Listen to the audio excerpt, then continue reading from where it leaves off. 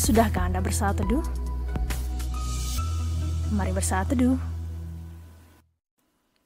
Shalom. Renungan pagi, Sabda Bina Umat, Minggu ke-25 sesudah Pentakosta. Minggu 14 November 2021. Kenallah Allah dengan sungguh dan benar. Firman Tuhan diambil dari Keluaran pasal yang ke-32, ayat yang pertama hingga ayat yang ke-6. Demikianlah firman Tuhan. Anak lembu emas. Ketika bangsa itu melihat bahwa Musa mengundur-undurkan turun dari gunung itu, maka berkumpullah mereka mengerumuni Harun dan berkata kepadanya, "Mari buatlah untuk kami Allah yang akan berjalan di depan kami, sebab Musa ini orang yang telah memimpin kami keluar dari tanah Mesir. Kami tidak tahu apa yang telah terjadi dengan dia." Lalu berkatalah Harun kepada mereka, "Tanggalkanlah anting-anting emas yang ada pada telinga istrimu, anakmu laki-laki dan perempuan, dan bawalah semuanya kepadaku." Lalu seluruh bangsa itu menanggalkan anting-anting emas yang ada pada telinga mereka dan membawanya kepada Harun. Diterimanya itu dari tangan mereka, dibentuknya dengan pahat, dan dibuatnyalah daripadanya anak lembu tuangan. Kemudian berkatalah mereka, "Hai Israel, inilah Allahmu yang telah menuntun engkau keluar dari tanah Mesir." Ketika Harun melihat itu, didirikannyalah mezbah di depan anak lembu itu. Berserulah Harun, katanya, "Besok hari raya bagi Tuhan." Dan keesokan harinya, pagi-pagi, maka mereka mempersembahkan korban bakaran dan korban keselamatan. Sesudah itu, duduklah bangsa itu untuk makan dan minum. Kemudian bangunlah mereka dan bersukaria. Demikianlah pembacaan firman Tuhan. Berbahagialah orang yang mendengarkan firman Tuhan, serta melakukannya dalam kehidupannya, hari demi hari. Amin.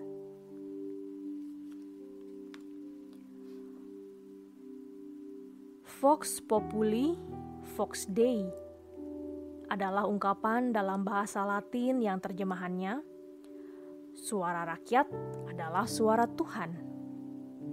Artinya, suara rakyat harus dihargai sebagai penyampai kehendak ilahi.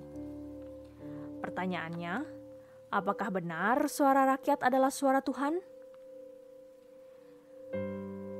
Bosan menunggu kedatangan Musa yang sedang berada di atas gunung Sinai, beberapa orang Israel mendatangi Harun yang diberi wewenang oleh Musa pada Keluaran 24 ayat 14. Pada awalnya, Israel sadar dan mengakui bahwa keberhasilan mereka keluar dari tanah Mesir dan perjalanan melewati Laut Teberau sampai di Gunung Sinai karena Allah berjalan di depan mereka.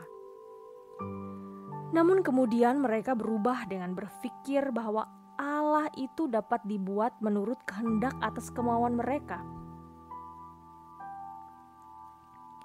Harun yang diberi wewenang oleh Musa justru mendukung keinginan orang-orang Israel dengan meminta mereka mengumpulkan perhiasan emas yang dimiliki untuk bahan pembuatan patung anak lembu. Bahkan Harun di hadapan orang Israel mengumumkan bahwa patung anak lembu itu adalah Allah yang telah menuntun mereka keluar dari Mesir.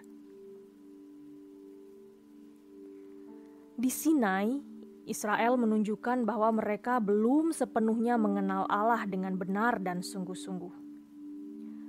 Perjalanan bersama dengan Allah sejak dari Mesir sampai di Gunung Sinai tidak juga membuka mata dan hati mereka terhadap Allah yang Maha Kuasa.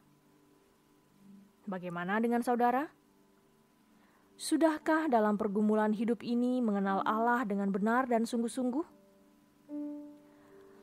Mengenal Allah dengan benar dan sungguh-sungguh tidak akan membuat kita jatuh oleh berbagai godaan, bahkan pergumulan.